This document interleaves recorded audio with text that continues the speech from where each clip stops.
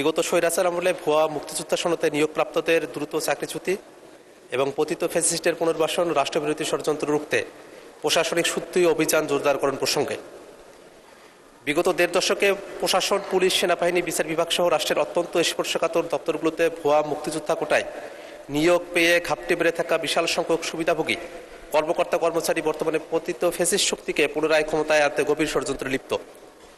দৈনিক প্রথম আলোর সাম্প্রতিক প্রতিবেদন অনুযায়ী মুক্তিযোদ্ধা কোটায় নিয়োগপ্রাপ্ত ৯০,৫২৭ জনের সনদ যাচাই বাছাইকালে ইতিমধ্যে অন্তত ৮,০০০ জনের সনদে জালিয়াতের প্রমাণ মিলেছে এবং প্রতি ১০০ জনের মধ্যে ৭-৮ জনের তথ্যে গুরুতর গলবিল পাওয়া যাচ্ছে। ২০১৪ সালে ৫ জন জ্যেষ্ঠ সচিবের ভুয়া সনদের বিষয়টি প্রমাণিত হওয়া থেকে এটি স্পষ্ট যে রাষ্ট্রের রন্ধ্রে রন্ধ্রে এই জালিয়াতি কতটা সুপরিকল্পিতভাবে প্রথিত করা হয়েছিল। বর্তমান সরকারি বিশাল সংখ্যক ভুয়া সনদধারীদের বিরুদ্ধে তদন্ত ও আইনানুগ ব্যবস্থা গ্রহণ অব্যাহত রাখলেও অভিযোগ রয়েছে যে অভিযুক্তরা নানাভাবে তদন্ত প্রক্রিয়াকে স্থবির করে দেওয়ার অপচেষ্টা চালাচ্ছে। ভোগান্তি ভুলে চলে আসুন রিগালে, ওয়ারেন্টি সহ স্টাইলিশ কালেকশন নিয়ে রেডি রিগাল ফার্নিচার। বিগত স্বৈরাচারী আমলে জালিয়াতের মাধ্যমে নিয়োগ পাওয়া এই চক্রকে অবিলম্বে চাকরিচ্যুতি করে আইনের আওতায় আনা না হলে এরা রাষ্ট্রের গোপনীয় তথ্য পাচার করে বা সিভিল, মিলিটারি বা জুডিশিয়ারি কুয়ের উস্কানি দিয়ে পতিত ফ্যাসিস্ট শক্তিকে পুনর্বাসনের মাধ্যমে বড় ধরনের জাতীয় সংকট তৈরি করতে পারে। এমত অবস্থায় রাষ্ট্রের সার্বভৌমত্ব রক্ষা, প্রশাসনে বেতার মূল্যায়ন নিশ্চিত করা এবং ফ্যাসিস্ট পুনর্বাসনের সকল ষড়যন্ত্র সামনে নস্যাৎ করার লক্ষ্যে তদন্ত প্রক্রিয়াকে সম্পূর্ণ প্রভাবমুক্ত রেখে ভুয়া সনদধারী সকল কর্মকর্তা কর্মচারীকে দ্রুততম সময়ে চাকরিচ্যুত করার বিষয়ে সরকার কী ধরনের কঠোর ও দৃশ্যমান পদক্ষেপ নিচ্ছে তা এই মহান সংসদে জানানোর জন্য আমি মাননীয় মুক্তিযুদ্ধ বিষয়ক মন্ত্রীর দৃষ্টি আকর্ষণ করছি। ধন্যবাদ মাননীয় স্পিকার। ধন্যবাদ মাননীয় সদস্য। মাননীয় মুক্তিযুদ্ধ বিষয়ক মন্ত্রী জনাব আহমেদ আজম খান, আপনাকে এ বিষয়ে সংক্ষিপ্ত বিবৃতি প্রদানের জন্য আহ্বান জানাচ্ছি। ধন্যবাদ। মাননীয় স্পিকার, আপনাকে ধন্যবাদ। এই মহান সংসদে এত সময় উপযোগী এবং গুরুত্বপূর্ণ একটি প্রশ্ন উত্থাপন করবার জন্য আপনার মাধ্যমে মাননীয় সংসদ সদস্যকে ধন্যবাদ। মাননীয় স্পিকার, আপনার মাধ্যমে এই মহান সংসদকে এবং মাননীয় সংসদ সদস্যকে জানাতে চাই, বর্তমান সরকার যে সকল অমুক্তিযোদ্ধা ও তাদের ওয়ারিশগণ জালিয়াতির মাধ্যমে মুক্তিযোদ্ধা কোটায় বিভিন্ন চাকরিতে, সরকারি চাকরিতে নিয়োগপ্রাপ্ত হয়েছেন, তাদের বিরুদ্ধে কঠোর ব্যবস্থা গ্রহণের প্রক্রিয়া ইতিমধ্যে শুরু হয়েছে।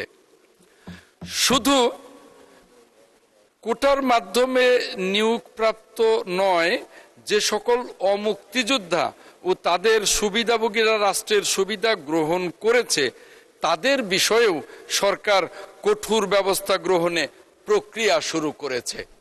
মাননীয় স্পিকার, সময়ের স্বল্পতার কারণে বাকি অংশটুকু পঠিত বলিয়া গণ্য করা হোক, আপনার কাছে এই অনুরোধ করছি। ধন্যবাদ মাননীয় স্পিকার। জি, অসংখ্য ধন্যবাদ। মাননীয় সদস্য, আপনার যদি কোনো প্রশ্ন থাকে। ধন্যবাদ আপনাকে। মাননীয় স্পিকার, আপনাকে ধন্যবাদ। অত্যন্ত দুঃখের বিষয় হচ্ছে মহান মুক্তিযুদ্ধকে আমাদের দেশে কিছু অসাধু লোক একটা ব্যবসায় পরিণত করেছিল। এটা এমন একটা ব্যবসা ছিল যে মুক্তিযুদ্ধের যদি একটা ভুয়া তারা ডিগ্রি নিতে পারে তো সেক্ষেত্রে তাদের চাকরি হয়ে যেত, নানা রাজনৈতিক দলে তারা পদ পদবি পেত, নানাভাবে তারা ভাতা পেত, নানাভাবে তারা সুবিধা ভোগ করতে পারত।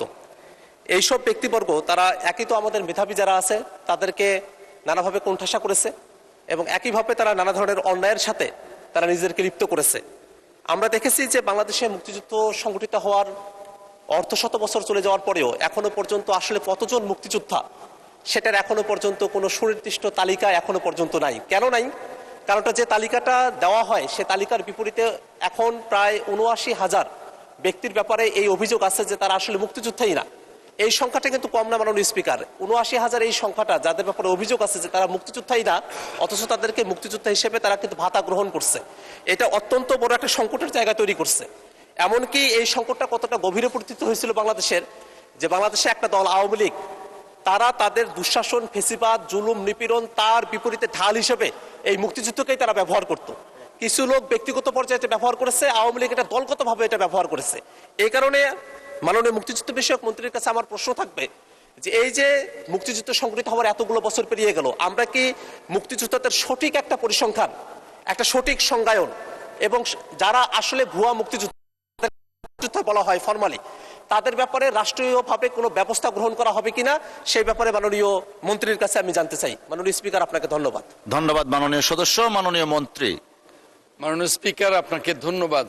আমি আপনার মাধ্যমে মাননীয় সংসদ সদস্যকে আবারও ধন্যবাদ জানাই এই চমৎকার প্রশ্ন করবার জন্যে।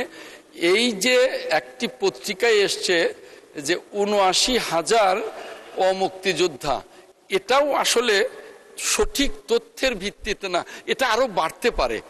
এবং এই যে শহীদের সংখ্যা নিয়ে এই একটা বিতর্ক, এই বিতর্কের জন্য আমাদের বাংলাদেশের মহান অভিভাবক, বাংলাদেশের মানে গণতন্ত্রের আজন্ম যোদ্ধা আমাদের প্রিয় দেশনেত্রী মরহুম বেগম খালেদা জিয়ার বিরুদ্ধেও ওই ফ্যাসিবাদী সরকার মামলা করেছিল। কাজেই এই বিষয়ে ৫টা মামলা আমাদের হয়েছিল, সরকার ৫টি। মুক্তিযুদ্ধের সরকার, আমরা এ বিষয়ে কোনো ছাড় দেব না। এই মুক্তিযুদ্ধের সরকার, মুক্তিযুদ্ধের লালিত স্বপ্নের সরকার। কাজেই এই বিষয়গুলো নিয়ে আমরা কাজ করছি। আশা করি মাননীয় সংসদ সদস্য এটা দেখতে পাবেন।